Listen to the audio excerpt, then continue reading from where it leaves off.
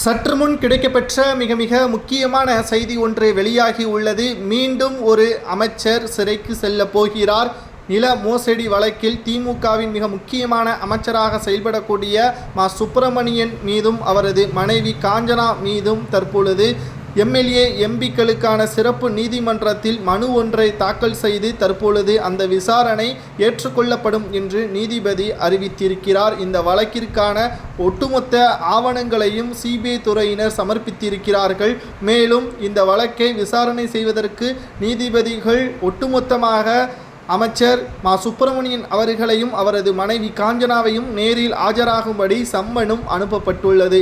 என்ன காரணம்? அப்படி என்ன தவறை செய்தார்? திமுகவினருக்கு மோசடி செய்வதில் புதிதல்ல, பழக்கம்தான். ஆனாலும் தொடர்ச்சியாக மக்களது சொத்துக்களையும் புறம்போக்கு இடங்களையும் பட்டா போட்டு தன்னுடைய பெயரில் மாற்றுவது திமுகவினர்களுக்கு கைவந்த கலைதான்.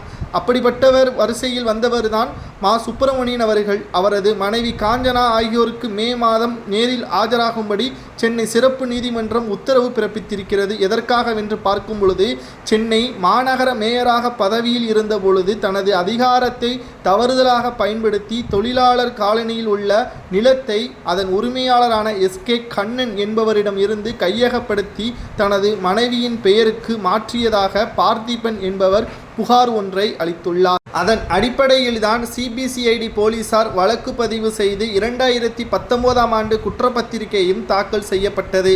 இந்த வழக்கானது தற்பொழுது எம்பி மற்றும் எம்எல்ஏக்களுக்கான சிறப்பு நீதிமன்றத்தில் நீதிபதி ஜி ஜெயவேல் முன்னிலையில் நடைபெற்று வருகிறது.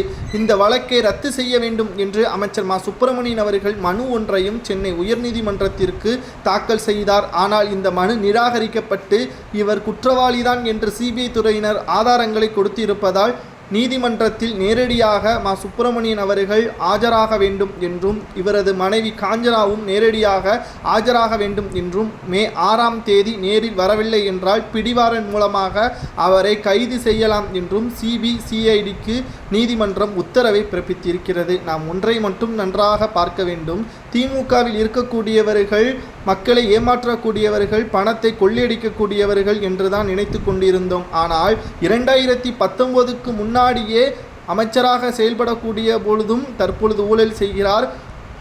சென்னை மேயராக செயல்பட்ட போதும் கூட ஊழலை செய்து கொள்ளையடித்த பணத்தில்தான் தற்பொழுது அவர் அமைச்சராக பதவியேற்றிருக்கிறார் என்ற தகவலும் அவருக்கு எதிராக சமூக வலைதளங்களில் பரவி வருகிறது. இவரது ஒட்டுமொத்த சொத்துக்களும் நிச்சயமாக ஊழல் சொத்துக்களாகத்தான் இருக்கும் என்றும் பலர் கூறி வருகிறார்கள். இவரது சொத்துக்களை என்ன செய்யலாம், இவருக்கு என்ன தண்டனை கொடுக்கலாம் என்பதை கூறுங்கள்.